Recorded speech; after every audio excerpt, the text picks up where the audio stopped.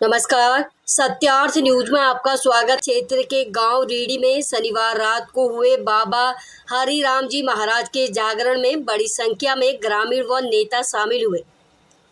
जागरण में प्रसिद्ध भजन कलाकार अनिल सेन नागौर, संजू राव, महावीर नागौरी, तुलसीराम सेन ने भजनों की एवं नृत्य कलाकार खुशबू पाली प्रतिभा ने नृत्यों की प्रस्तुतियां दी।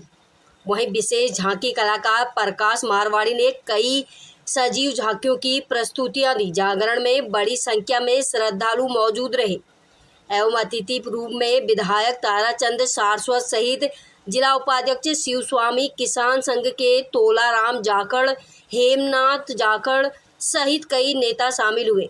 गांव के सत्यनारायण भारद्वाज व सरपंच हेतराम जाखड़ ने सभी का आभार जताया एवं ऐसे आयोजनों से गांव का सम्मान बढ़ने की बात कही।